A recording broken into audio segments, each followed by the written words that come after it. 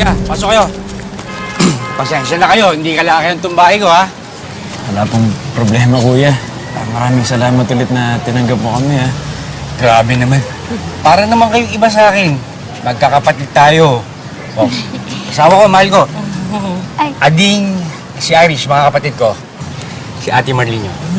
Siya ang makakasama niyo rito dahil ako, linggo lang ako umuwi ng trabaho. Ay, naku. Sa wakas nakilala ko na rin kayo.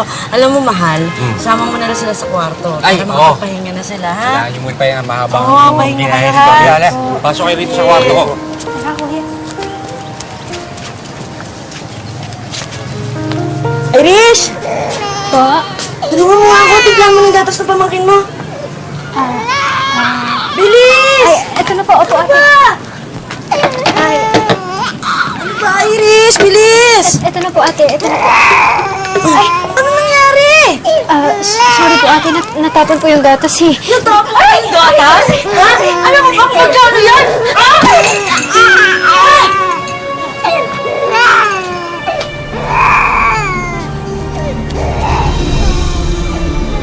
Oh, Iris, ano nangyari sa'yo? Oo, kuya. Ano nangyari sa'yo? Wala po. Yung ballpen ko nahulog na. Pinulot ko lang po. Sigurado ka? Opo.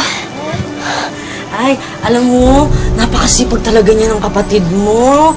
Alam mo, sana paglaki nitong pamangkin niyo, ang katulad niya.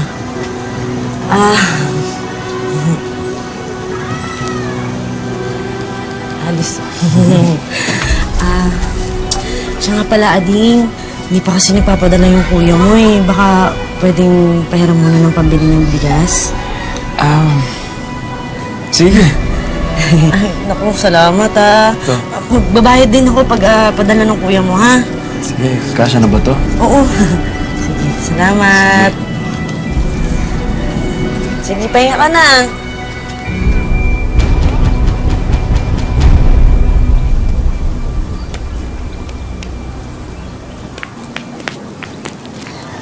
Ading!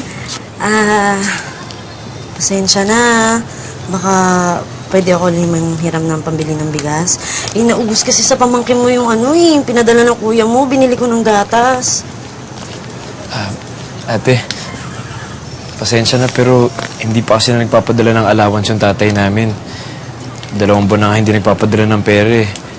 Pero sumulat na ako sa kanya. Ha? Paano yan? Paano yung panggastos niyo? Paano kayo kakain? Ate, sumulat naman po ako. Baka sumagot naman yung tatay namin. Ano? Paano kung di magpadala? Paano na? Ano ako magpapakain sa inyo? Teka lang, kung ganyan ng ganyan yung usapan, lumayas na lang kayo dito.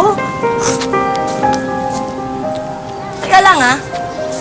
Kaya lang naman ako pumayag na tumira kayong dalawa dito. Kasi sabi ng kuya nyo, may sustento kayo. Ngayon, kung wala na kayong sustento, teka lang, ibang usapan na yan. Magbalot-balot na kayo! Kuya, anong gagawin natin ngayon? Titigil muna ako sa pag-aaral. Maghahanap ako ng trabaho. O sige po, ako din maghanap na lang din ako ng trabaho. Iris, hindi. Iris, ito rin pinakamaayos sa atin pwedeng gawin. Magtatrabaho ako, tapos ikaw mag-aaral. Pagkatapos ka na, ako naman ang paralin mo, ha? Sige, mag-aaral na mabuti.